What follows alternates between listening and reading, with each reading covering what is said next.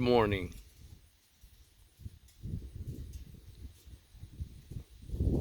I'm freezing.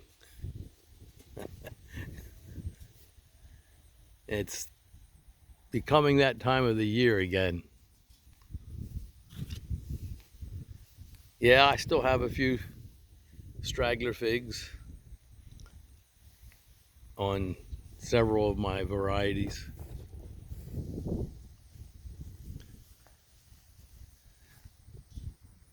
But the fall colors are working their ways into the trees, as you can see. And I don't even know the date. Ill prepared, as usual. Here we go. Debbie, you do often like to visit me, don't you, when I'm making my video? You know she likes to come out And I love your company. I really do. I was just saying how fall is really setting in now. Oh yeah, it's beautiful. It is lovely. It's beautiful. Come here, Popsy. Come here. Come on. Come on. Oh, you cute thing, you. You're so beautiful. Oh, thank you. We're going to throw that Frisbee. I was just starting to reflect back on the season. What a lovely season it's been for growing things, and especially figs. And I've been eating some delicious, oh wow, persimmons. You can look at the last couple of videos if you're interested. I guess what I wanted to talk about was, I wanted to refer you back to a video that I did about 11 months ago on it was a Fig Busters, part of my Fig Busters series. And it was on watering. And because I'm getting a lot of questions about watering and how do you not water too much? How do you, not water not enough? And so I did a little video on my Black Madeira air layers, which I also did a video on the air layering process on those, which is available too in my collection. And I dispelled a few what I think are myths about watering, especially as it pertains to figs. So I believe it's, you can look back, Fig Busters Baby Black Madeira update. And in there I talk about watering, especially watering. It applies to all seasons, but especially watering in the wintertime when you put your figs into storage. And I discuss all of the various ramifications of that process. Oh, what? She told me Oh, a little wow. fig and she She's hungry for figs today, huh? let's see. Oh, it's always I nice don't to know if have a it's few quite ripe, but straggler figs left over. as soon as she saw me get it, she wants a little piece. You can only have a little bit. I've got quite a few that are in the greenhouse now, the Black Madeira and the Italian. They're finishing up though. What is the date, Deb? I don't even know. 8th. The 8th of October, so it's still early in the fall. But it's commencing. And I love this time of year too, mainly because I can finally get a break.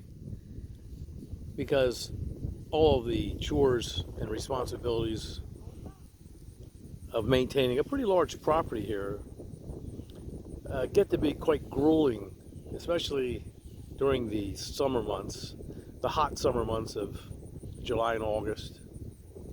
And for an old fellow like me, it can be quite a challenge. Keeps me hopping. I don't seem to have quite all the sprint in my nature as I once did when I was younger, but I do all right. We've been, Debbie and I, we've been married for 44 years, if you can believe that. Out here, 44 years. And so I think for an old fella, into my 70s, okay, I think I'll do pretty good. And so, very few complaints. I think a healthy diet, one where I have avoided trans fatty acids and artificial colors and artificial flavors and artificial sweeteners, and tried to avoid all of the pesticides and insecticides that are unfortunately poisoning the American people. and I avoid all of the processed foods. Debbie's a marvelous cook, and she's so many good things. Thus our marriage for such a long time. And I'm undeserving. She's my better half for sure. But she's a great cook, and she cooks a lot of things really from scratch. And we grow a lot of things, and 99%, I like to say, organic. These are all organic, 100% organic. 100. I won't even put non-organic fertilizer on my fig trees and my persimmon, any of my fruits, or my strawberries, my blueberries that you're seeing in my other videos. I just like to stick to a more natural way. I think that man has strayed away from nature too often and far too much. The consequences of that, well, you don't need to look too far. Look at the COVID, and which was, of course, manufactured in a laboratory and another creation of man. Look at all the organophosphates and all the various types of pesticides in the past. Look at all the DDT and things of that nature. Remember Rachel Carson's Silent Spring? I've mentioned it once before. It's still a good read, even out of the 60s. We need to keep informed on these things. The increase in prostate cancer and breast cancer in women, and just so many different types of cancer. These incidents are rising. And I believe that, me personally, for what it's worth, remember that often used caveat, I believe that a lot of it can be traced back to some of the pesticides and herbicides.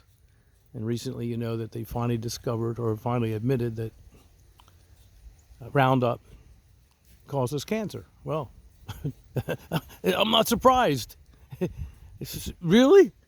Okay. So try to avoid those things in your life if you can, and try to apply as many organic procedures and techniques as you can whenever growing whatever you can, if you can, in your yard. And when you can't, then seek them out. Seek them out in the supermarkets. It's my advice. Buy organic when you can, if you can, as much as you can. And so, I don't know, there were other videos I wanted to refer you back to, and I think I'm going to make a video. I've had some interest in that, and I'm going to list a few of my videos that I think are worth rewatching or watching about various subjects that I've been asked about recently. And so, oh, there's one ready to devour. Look at that. Soon I'll release that. Hey, are you getting bored with your pop over here, just spouting off at the mouth? On that subject, you know, I recently wrote to a very, very nice person, someone very experienced, a very experienced grower. And I told him that, believe it or not, there's times when I actually shut my mouth and listen. And, you know, that's my advice. I always gave that advice to my students. I follow the advice. Actually, you can't do it in the videos. I mean, they would all be silent. But I listen a lot. I humble myself. I very often act as though I know nothing. And I really do know nothing. I don't think any of us really know very much about anything. You know, if anything in my entire life, in my business and as a teacher and in my general life that I've lived, if anything, if I've been able to finalize several maybe important things that I could say at the end of all this time that I've learned, one of the first and foremost, maybe one of the most important things that I've learned is that we are shrouded in a great deal of ignorance, all of us. And we should humble ourselves to that reality. We think we know so much as a species, and sometimes we're arrogant. And it's just exactly how we project ourselves. And we shouldn't be. We should humble ourselves to nature, because there's so many things that we don't know. There are far more things that we don't know than we do know. And in all of our arrogance, we like to project ourselves as being an apex creature on the planet, and even sometimes absurdly in the galaxy, or in the universe, in the greater universe, and we're not. We are shrouded in ignorance, all of us, and we should humble ourselves, and we should remember that we're all students, and we should listen. And I've had conversations with people that don't have a lot of experience in things, and I've just listened to them, and I've just played dumb. Playing dumb is a great benefit. It's a great strategy. Of course, we are dumb. I'm dumb. I know that. But I've just listened and acted as though I didn't know a thing, and just let them talk. And you know what? I learned something from every single person. All of them. I learned something. Whatever it might be. Maybe it's about human virtue. Maybe it's about modesty. Maybe it's about arrogance and ignorance, or jealousy. Or maybe it's things that are good or bad, and things that I like or dislike. Or maybe it's valuable knowledge and information that they were perceptively able to ascertain during their lifetimes. Or maybe they knew somebody, an old timer or something like that, or just somebody crossed their paths with a genius somewhere, and they learned something invaluable that now, because you're listening and not just spouting off at the mouth, you're going to hear it, maybe for the first time. And it's going to just bingo, and you're going to say, wow, why didn't I ever realize that or think of it myself? Wow, I just never noticed that. Or maybe it's something that is completely, totally, and almost absolutely alien to your consciousness anyway, that you just never even perceived before, or even entertained in any way whatsoever. Just something extraordinary that you learn from somebody that you might have had the perception is only ordinary. But they're not ordinary, because there are no ordinary people. None.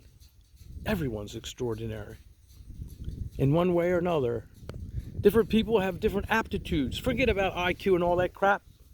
Believe me, there's this thing that's more pervasive in our species, and more indicative of all of the special things about human beings. And I don't mean to just cut people down. I mean, I like our species too. We are a remarkable species for a primitive species. We are remarkable.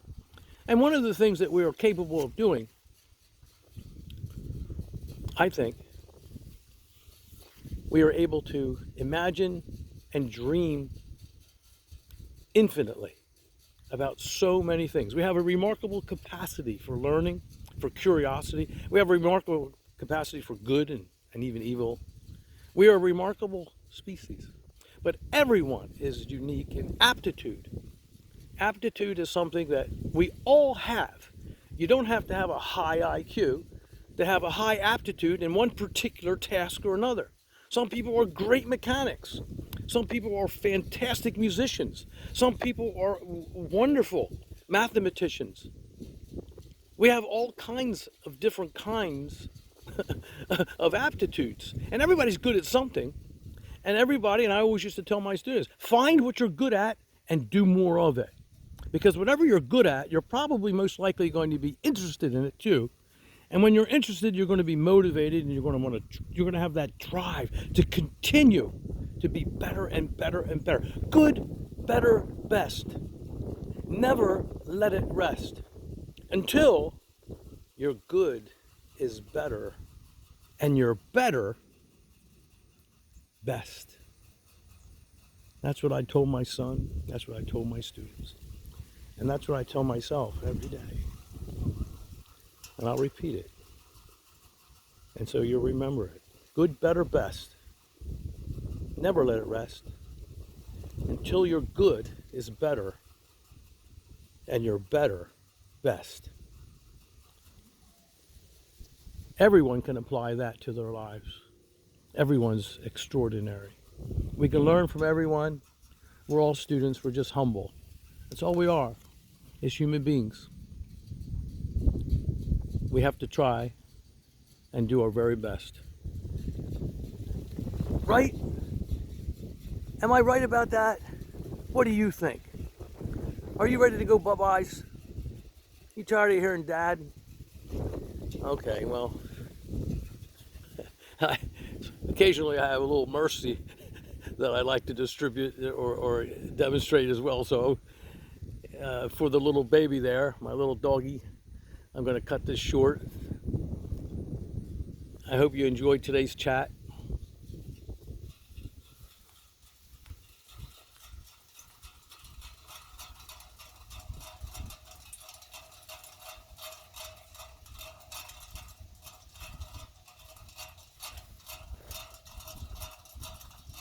Good day.